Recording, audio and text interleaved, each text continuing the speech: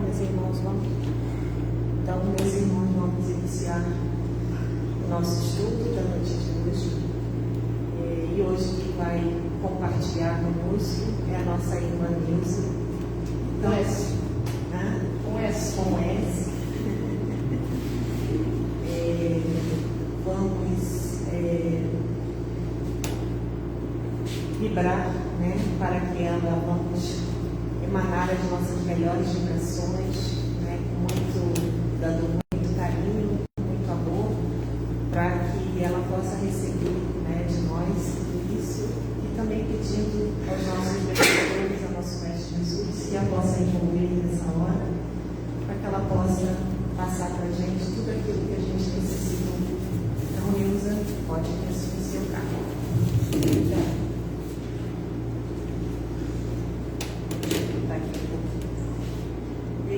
Está preparado. Cícero vai. Deixa eu ver se. Desliga, ver se ouve. Deixa um pouquinho, porque ali também me enfrenta. Vê aí a tua. Como é que você pode falar o vídeo? É o mouse. Como é que é?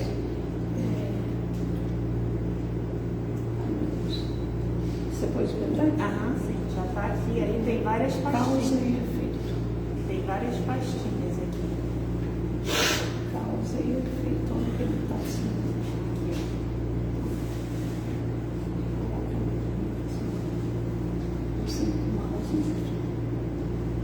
E o nome é causa e efeito. Causa e efeito. Causa versus isso.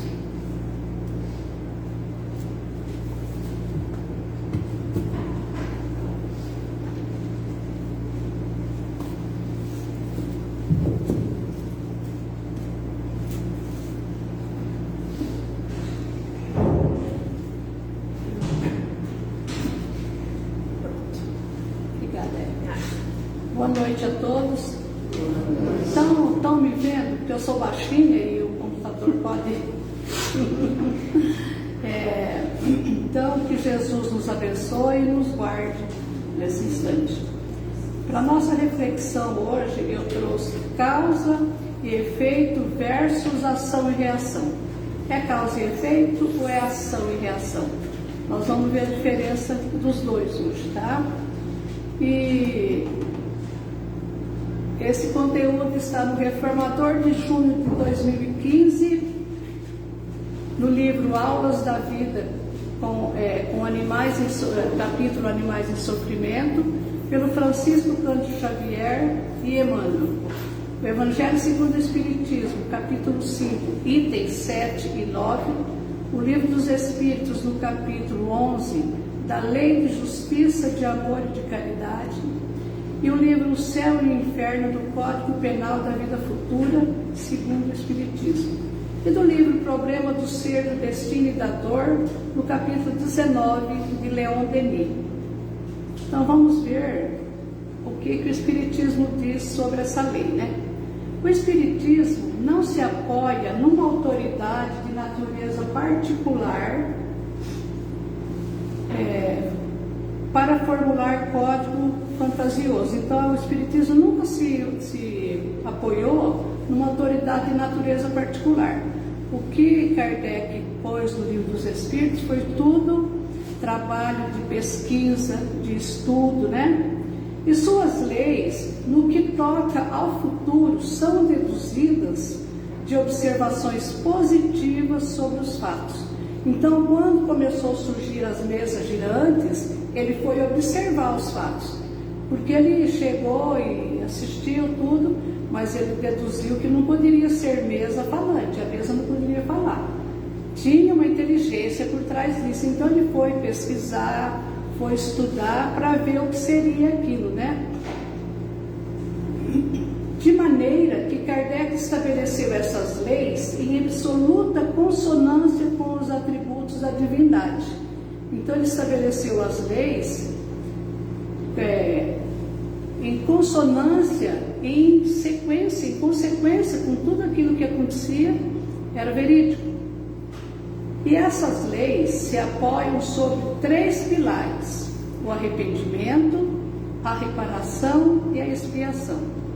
Esses 3 pilares constituem as condições para pagar os traços de uma falta e suas consequências. Então, quando eu cometo uma falta, essa minha falta gerou 3 condições para mim pagar: traços e consequências. O que é traço? Traço é um sinal. E eu vou ter que pagar esses traços com as consequências. Eu vou passar pelas consequências que eu provoquei com isso. A lei de causa e efeito é um dos princípios da doutrina espírita. É um dos princípios. Segundo essa lei, todo ato da vida moral do homem gera um efeito que o bonifica ou o torna devedor com as leis divinas. Então, todo ato que eu fizer tiver um efeito moral prejudicial a alguém, eu vou ter que arcar com as consequências. Receberá ele, segundo seus atos, bônus de felicidade ou bônus de tristeza, de infelicidade, comprometendo-se a acertar o débito assumido.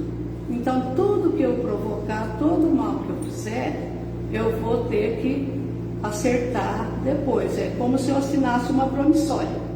Aí eu vou ter que acertar. Eu assumi, e todo bem que eu faço também, eu vou receber recompensa por isso. E essa lei explica racionalmente os acontecimentos da vida, o porquê sofremos, atribuindo-se a eles motivo justo e finalidade proveitosa. Então nós vamos entender através dessa lei por que eu sofro. Se eu não fiz nada de mal, por que eu estou sofrendo? Aí nós vamos ver que tem motivo justo e tem uma finalidade proveitosa. Por que motivo justo? Porque Deus não joga dados, não age injustamente. É uma lei natural que se coaduna, que se harmoniza com a justiça e misericórdia divinas. Mas antes disso, vamos entender o que é a lei de causa e efeito e o que é a lei de ação e reação. Embora muitos confundem as duas, né, a lei de ação e reação, tem pessoas que falam, está sofrendo, é a lei de ação e reação. Não tem nada a ver com isso. Lei de reação, ação e reação, ela é conhecida como a terceira lei do físico e matemático inglês, Isaac Newton, que diz: toda ação corresponde a uma reação de intensidade igual em sentido oposto. Se eu der uma pancada nessa mesa, eu vou sentir na minha mão, com intensidade igual à força que eu depositar aqui na mesa, eu vou sentir na minha mão. Então, é em sentido oposto. Eu vou daqui para lá, a mesa vem de lá para cá. Ela não se deslocou, mas eu senti. Então, essa é a lei de ação e reação. E é importante lembrar que Kardec não fez uso da lei de Newton, e sim do axioma: não há efeito sem causa. É diferente, não há efeito sem causa, é diferente da lei de ação e reação. Vamos aplicar os dois princípios, a lei de causa e efeito e a lei de ação e reação, um de cada vez a um caso, no caso da cura do cego de nascença, para entendermos melhor. A cura do cego de nascença, por que eu estou sofrendo e o óculos aqui, né? A cura do cego de nascença está lá em João capítulo 9, versículos 1 a 11. Não, 11 a 31, o óculos não está fazendo nada nesse caso. 3, né? Os discípulos perguntam: Jesus, quem pecou, ele ou seus pais, para que nascesse cego? E Jesus respondeu: nem ele nem seus pais pecaram, mas é para que nele sejam manifestadas as obras de Deus. Não está muito alto aí, minha voz? Não. Está pensando que está uma taquara rachada? Não. Pela referida lei, causa e efeito, aquele homem nascera cego porque fizera alguém cego, ou contribuíra para tal, ou usou mal seus olhos.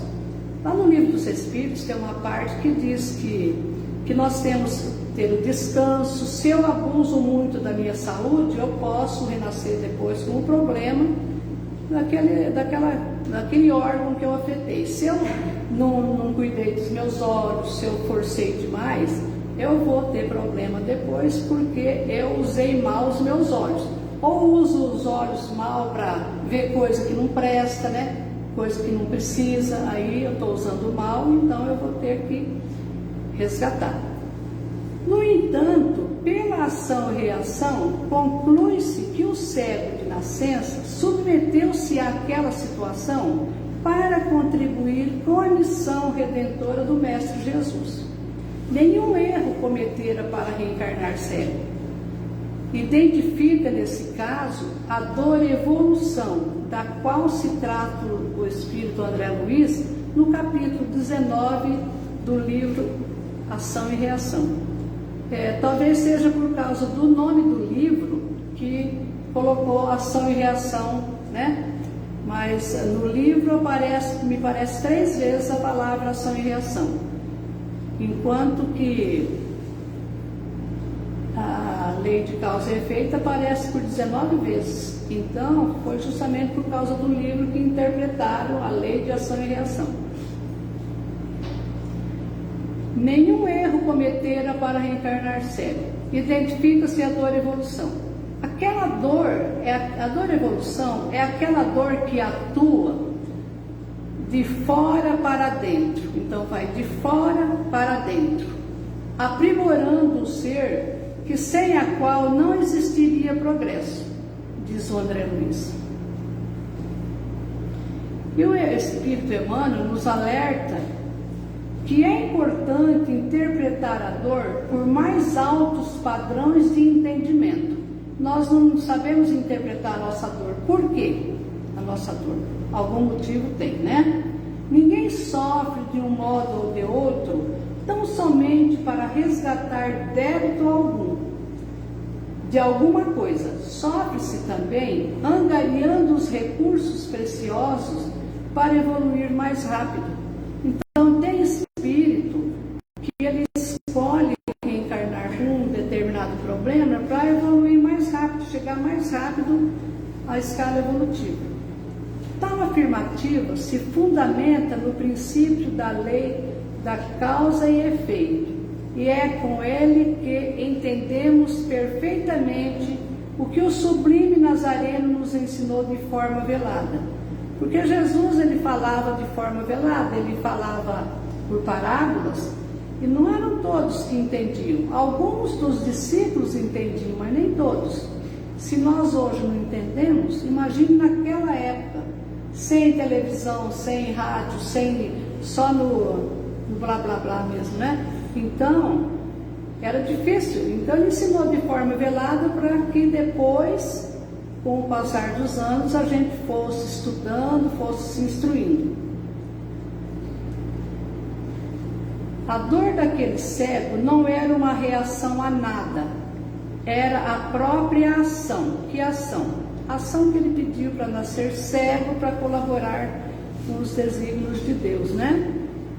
Sofreu pela causa e não por causa de Jesus. Ele sofreu pela causa de Jesus e não por causa, eu estou cego por causa de Jesus. Não. É evidente que Kardec conhecia a terceira lei de Newton, mas não usou na apreciação das coisas espirituais. O bom senso encarnado, que é Kardec, percebeu que a lei do físico inglês não se prestava para compreensão de esclarecimento sobre as aflições humanas. Ele percebeu que a lei de ação e reação não se prestava para apagar as aflições da humanidade. Tinha que usar um outro termo, né? Fundamentadas na justiça e na misericórdia do Criador. Então, as aflições está fundamentada na misericórdia e na justiça divina. O mestre de Leão escreveu com sabedoria: Os sofrimentos devido a causas anteriores à existência presente, como os que originam de culpas atuais, são muitas vezes a consequência da falta cometida, ou seja, o homem, pela ação de uma rigorosa justiça distributiva, sofre o que fez os outros sofrerem. Então, devido às causas anteriores a existências presentes, como aquelas que se originam de culpas atuais, elas são muitas vezes a consequência da falta que nós cometemos, seja nessa ou seja em outra, né? Então, seja o homem também pela ação de uma rigorosa justiça distributiva, ele vai sofrer o que ele fez os outros sofrer. Não podemos acreditar, no entanto, que todo sofrimento suportado neste mundo seja uma determinada falta. Muitas vezes são simples provas buscadas pelo Espírito para concluir a sua depuração e ativar o seu progresso. Então ele escolhe uma prova difícil para concluir a sua depuração. Faltou um pouco para se depurar, ele escolheu para ativar a sua depuração e o seu progresso. Assim, a expiação serve de prova, mas nem sempre a prova serve de expiação. O que fica bem claro para todos nós é que dentro do princípio da lei de causa e efeito, o efeito é contingente, podendo acontecer ou não de forma similar, ao passo que pela lei de Newton a reação é sempre similar à ação. Então, na lei de causa e efeito, é contingente, pode acontecer ou não de forma similar, mas na lei de Newton não, ela é sempre similar à ação. Essa diferença se dá porque a lei de ação e reação é uma lei física que deverá ser aplicada a corpos materiais do nosso mundo. E os resultados da ação podem ser matematicamente determinados, pré-determinados, né? Então, eu sei uma lei de ação e reação, o que eu vou fazer, eu sei o que vai dar aquilo, o que vai acontecer, é pré-determinada. E para os resultados,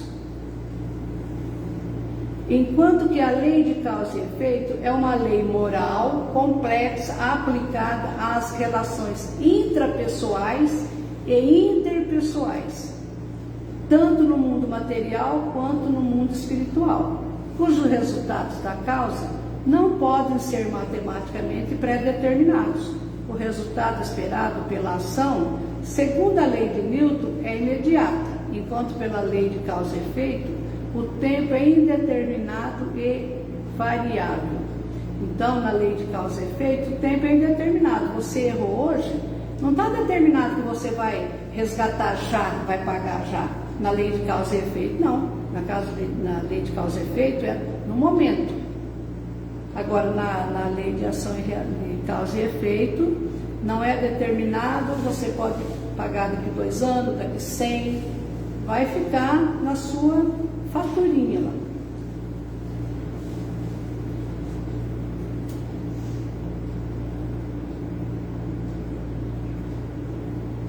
O Espiritismo não nos autoriza generalizar o sofrimento como uma punição, consequência de erros cometidos.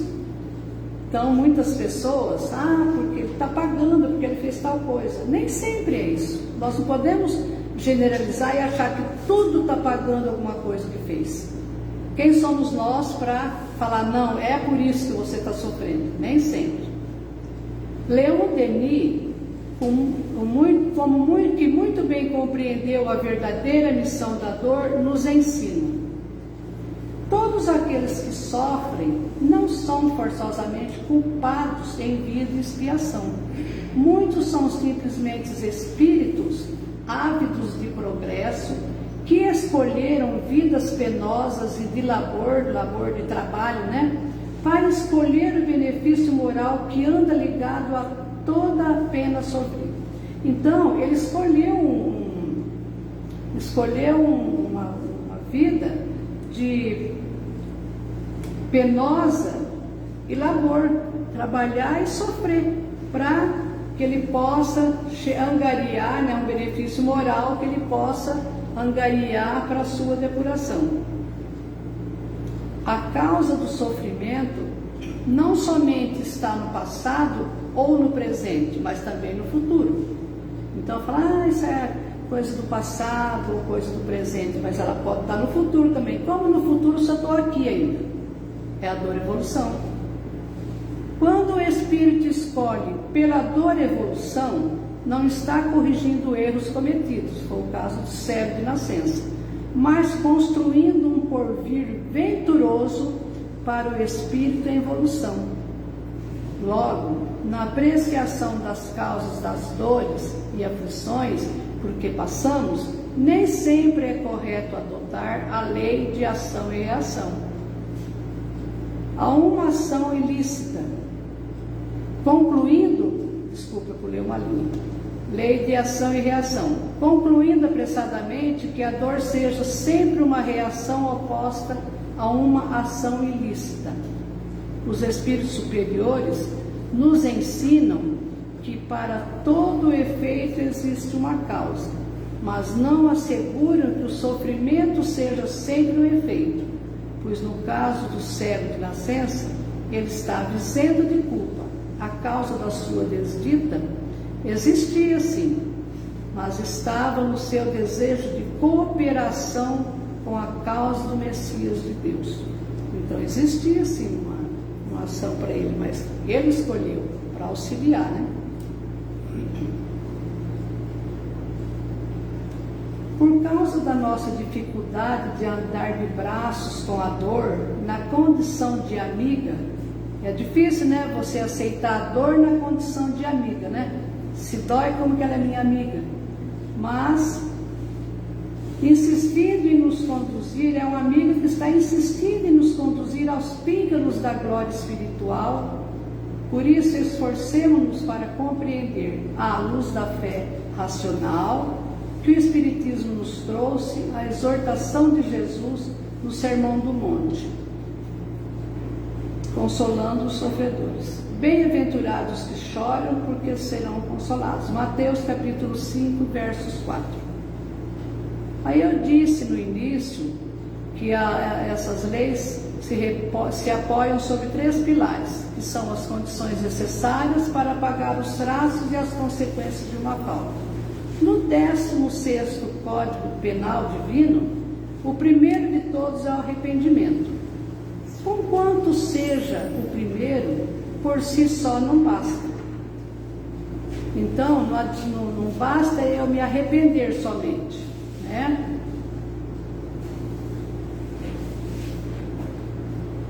São precisos ainda a expiação e a reparação. O arrependimento suaviza os travos da expiação, abrindo pela esperança o caminho da reabilitação. Porém, só a reparação pode anular o efeito, destruindo-lhe a causa. Do contrário, o perdão seria uma graça e não uma anulação. O arrependimento pode dar-se por toda parte e em qualquer tempo. Se for tarde, porém, o culpado sofre por mais tempo, até que o último vestígio das faltas desapareça. Por isso eu pedi desculpa para você, tá? Quanto mais eu demoro, se eu cometo, brincadeira, tá? Eu não fiz nada para ela, não. Se eu cometo um erro e eu preciso me arrepender, eu tenho que me arrepender, quanto mais tempo eu demoro para me arrepender, mais isso me machuca. Vai machucando, poxa, a minha consciência pesada, eu vou deitar, eu não durmo, aí eu durmo, tenho pesadelo, com problema, aí eu não consigo comer direito. Então aquilo fica martelando na cabeça. Quem de nós já não teve alguma coisa que nos arrepender, que ficasse assim, ó, que nem um martelinho? Sabe quando está chovendo que tem uma goteira num balde? Fica toque, toque, toque. A consciência pesada é desse jeito. Então, não adianta a gente só se arrepender. Daí vem o arrependimento, pode se dar em toda parte, até que desapareça o último vestígio. Jesus não disse até que pague o último ceitil? Depois do arrependimento, vem a expiação, que consiste nos sofrimentos físicos e morais que lhes são consequentes dos traços. Lembra dos traços que eu falei? Dos traços que eu cometi e fui deixando durante a minha vida aqui na Terra, né? Seja na vida atual, seja na vida espiritual, após a morte do corpo, né? Ou ainda em nova existência corporal. Então, depois do arrependimento vem a expiação. A expiação é a essência, é o cerne da pedagogia divina. Na expiação, o indivíduo sofre sem reclamar. Quando você vê alguém sofrendo um sofrimento muito grande e não reclama, ele está em expiação. Agora, quando ele está em provação, ele sofre reclamando, vai ter que passar tudo de novo. Porque não adianta sofrer reclamando. Por que eu estou sofrendo? Porque eu não mereço, porque Deus é injusto, porque Deus fez isso comigo, porque às vezes o cara apronta coisas, aí fica doente. Por quê? Aí Deus castigou, ficou doente, mas ele não conta que ele fez tanta barbaridade, que ele estragou a saúde. Eu estou com uma prima lá perto onde eu moro, ela está com câncer nos pulmões, está lá, agora está no balão, não está se alimentando mais, tem que tomar soro.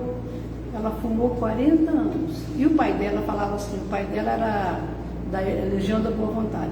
Denir, para de beber, minha filha, de fumar, minha filha, porque isso é pecado. Que pecado? Que não tem nada de pecado. Eu vou beber, eu vou fumar. E fumou até que agora apareceu câncer nos pulmões, já criou metástase, está nos ossos. E ela está sofrendo, ainda bem que ela não reclama, porque ela sabe porque ela fala, eu sei por que eu estou assim. Eu não obedeci, eu fumei demais, né? Então, aí às vezes a pessoa reclama, acha que está sendo injustiçado ainda. Então, na expiação, a expiação dá oportunidade de ocupar o lugar daquele que eu feri. Então, se eu bati hoje, amanhã eu apanho.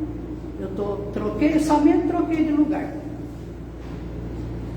A expiação consiste nos sofrimentos físicos e morais que lhes são consequentes, seja da vida atual, seja da vida espiritual, após a morte do corpo físico. Que ninguém sofre injustamente. Mas a pessoa acha que está sofrendo injustamente. Mas tem injustiça no mundo? Tem, né? Muita injustiça. A gente vê muita injustiça. Mas ninguém está sendo injustiçado. A injustiça existe sim, mas nós... Nossa Senhora!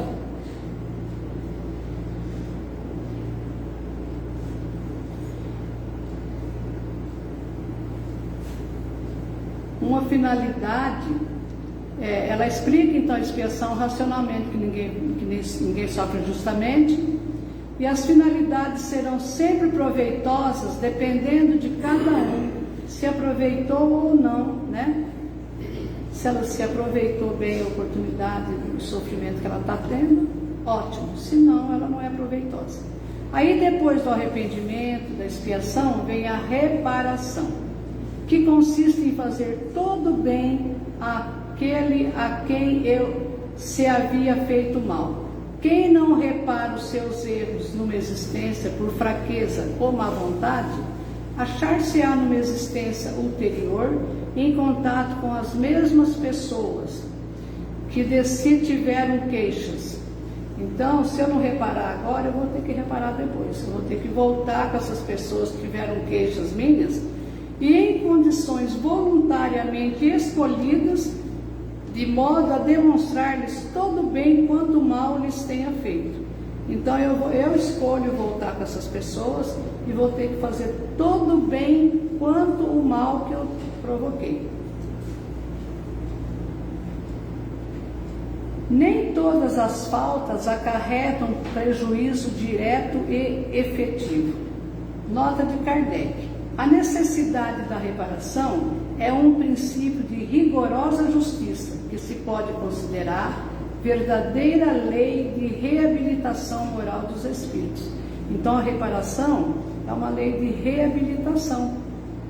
Vai reabilitar o espírito para viver uma nova situação. Entretanto, essa doutrina da reabilitação, da reparação, religião nenhuma proclamou. Nenhuma religião prega a lei de reparação e reabilitação do espírito. A única é a doutrina espírita, né? Algumas pessoas repelem-na porque acham mais cômodo o quitarem-se das más ações por um simples arrependimento que não custa mais que palavras, por meio de algumas fórmulas. Contudo, crendo-se assim quites. Então, aquelas pessoas que se acham que são quites por algumas palavras, arrependimento, sim, só por palavras, mas não acham que está tudo quites. Não tem pessoas que acham que, mas eu fiz tal coisa, eu levei um donativo, eu já estou quites com Deus. Então, não é assim. Viverão mais tarde, se isto lhe bastava. Poderíamos perguntar se este princípio não é consagrado pela lei humana. Lógico que é consagrado pela lei humana. E se a justiça divina pode ser inferior à dos homens?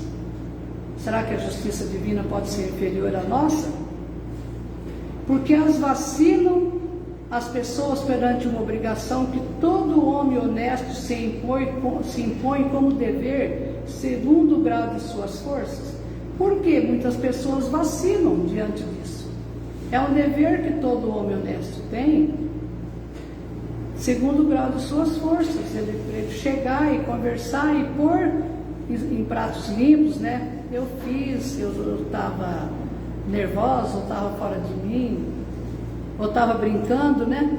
Mas a gente tem que reparar.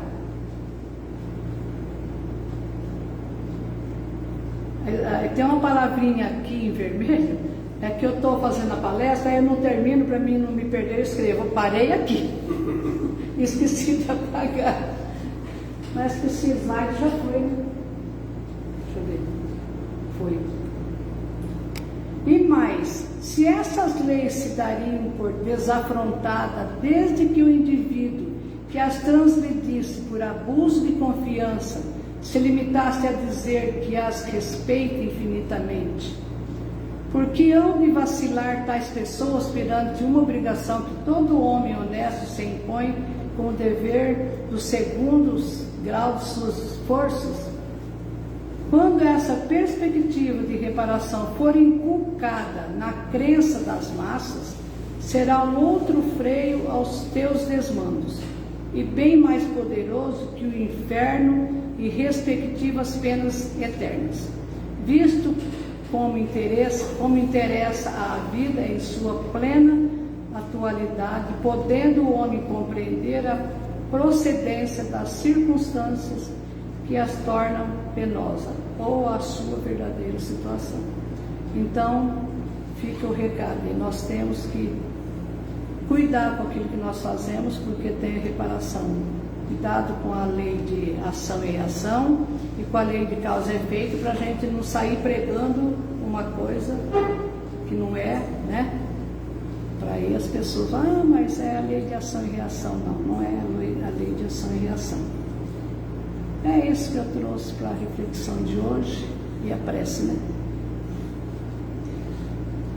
Aí eu peguei esse slide aqui, ó. Seja lá qual for a energia que você emana, não é só fazer materialmente, não. A energia que eu emano também, que eu mando para alguém, tenha plena consciência de que isso voltará para você. Então, se eu estou emitindo boa energia, é lógico que eu vou receber boa energia. Agora, se eu estou mandando energia suja, energia pesada, é lógico que é a que eu vou receber. Encontro, né? Bom? Neuza, eu lembrei dos casos quando a pessoa está lá no plano espiritual e pedindo para reencarnar desesperadamente, né? A gente vê na literatura. Por quê? Porque tudo aquilo que a gente fez de mal ao próximo, a nós mesmos, fica se repetindo na cabeça da pessoa, repetindo no plano espiritual, né? E aí ficam numa situação que pede para voltar o mais rápido possível para poder fazer aquela reparação, né? Porque não é só aqui que a consciência pesa, do lado de lá pesa mais ainda, né? Exatamente. Porque chega lá, a máscara cai. É eu com a minha consciência. Eu sempre falo assim, ó, que quando alguém desencarna, vai o velório, acompanha até a porta da sepultura. De lá, todo mundo volta, lá é comigo mesmo. Daí para lá, é eu com a minha consciência, não adianta. Pode ser um enterro bonito, um velório bonito, mas não vai resolver o problema, né? Então, meus irmãos, que Jesus nos abençoe, nos traga boas reflexões, né? Vou fazer a prece final, então. Obrigado, Senhor, por mais essa oportunidade. Pai nosso que estás no céu, na luz dos sóis infinitos, Pai de todos os aflitos, deste mundo de escarcéus, santificado, Senhor, seja o teu nome sublime, que em todo o universo exprime concórdia, ternura e amor. Venha ao nosso coração o teu reino de bondade, de paz e de claridade na estrada da redenção. Cumpra-se o teu mandamento, que não vacila e nem erra, nos céus como em toda a terra, de lutas e de sofrimento. Evita-nos todo mal, dá-nos o pão no caminho, feito de luz no carinho do pão espiritual. Auxilia-nos também nos nossos deveres cristãos, a amar os nossos irmãos que vivem longe do bem, e que a nossa ideal igreja seja o altar da caridade, onde se faça a vontade do vosso amor, assim seja. Então, nesse pedaço aqui que fala, auxilia-nos também nos nossos deveres cristãos, né? A amar os nossos irmãos que vivem distante do bem. Será que nós amamos aqueles irmãos que estão distantes do bem? Ou nós criticamos, né? Se eles estão distantes do bem, cabe a nós trazer para o bem. Então, meus irmãos, que Jesus nos abençoe. Boa noite a todos. Que Jesus nos acompanhe de volta para os vossos lares e tenham uma boa noite e durmam com os anjos. Que assim seja.